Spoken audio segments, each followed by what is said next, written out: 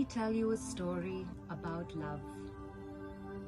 There exists a realm with an open, levitating field of cosmic buds, flowers whose roots connect from the core of the universe to the womb of the earth.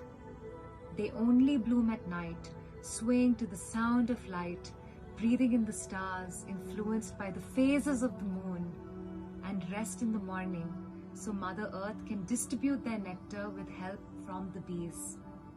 There are also light helpers who partake in this process of nature and look over the flow within the roots. On one such night, a bud, still groggy from the day's work, refused to open, thereby slowing down a bee and tripping over a helper who had just returned from a journey a light year later.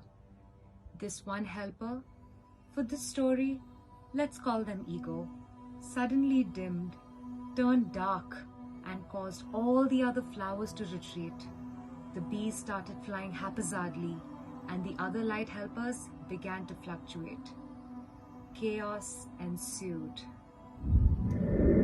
Why is it that the easiest emotion we allow ourselves to feel is anger? How is it so natural for us to raise our voices when we find ourselves in an argument? And when did we start looking at each other as you versus me, when we have all come from the same source, made up of the same energy? The most naive thought a person can consider is that their neighbor isn't suffering as much as they are. It makes me wonder how separated we really are, how so very alone. What if we took a step back, looked at the world not with our 5 feet sight, but with a 500 feet vision? What if the space between you and me is just ours, devoid of negativity and only filled with opportunity? To seek the truth is our greatest quest, our one true purpose.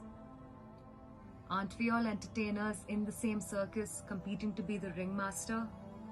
Why are we competing? What is the need? Imagine this.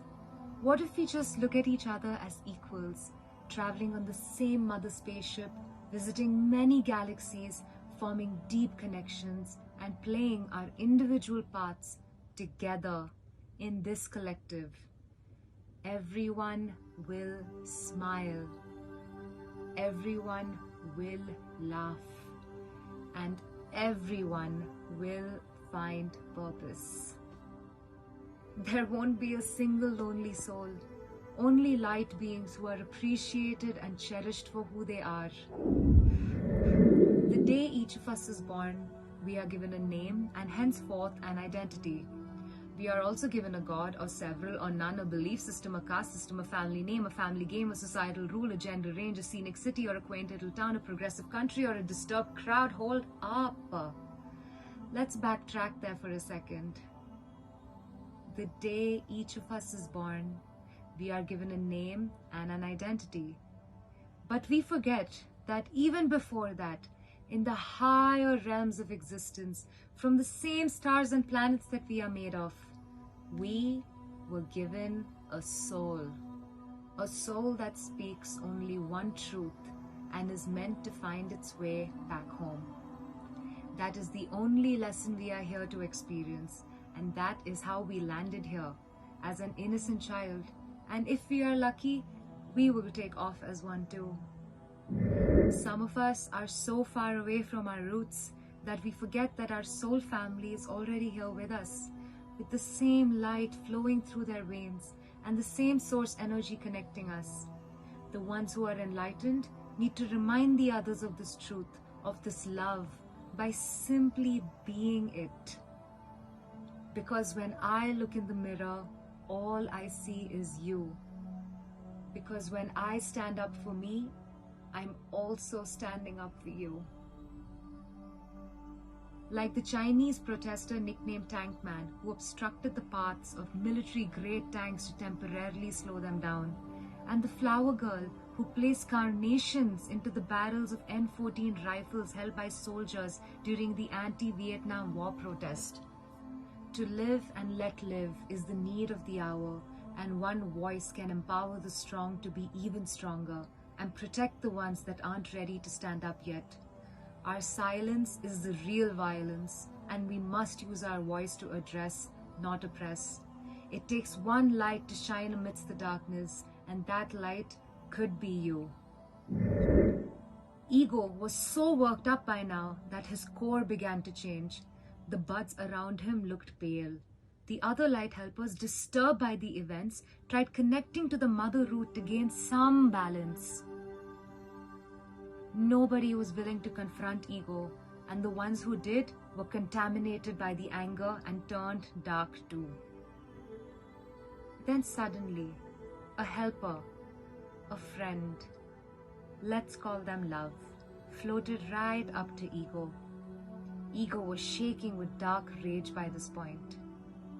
The other helpers were afraid for love and started inching towards them. Before ego could do anything, love transferred their light to ego's heart and embraced them in a warm, sincere hug. The light helpers were in awe. They stopped fluctuating.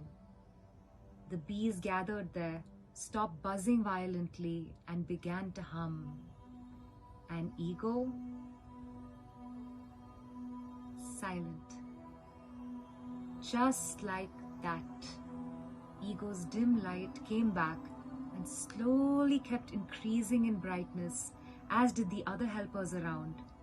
Love remained, waiting patiently, infinitely shining the whole time.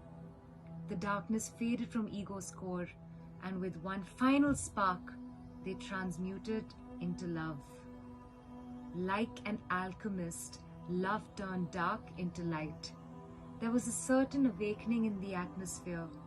The flowers bloomed, the bees flirted with their cosmic petals, and the roots were swelling with rays of ascended energy radiating from love.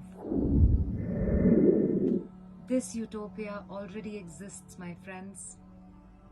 We just won't see it until we learn that the answer is always, always love. Until then, we are all just drowning ants refusing to die.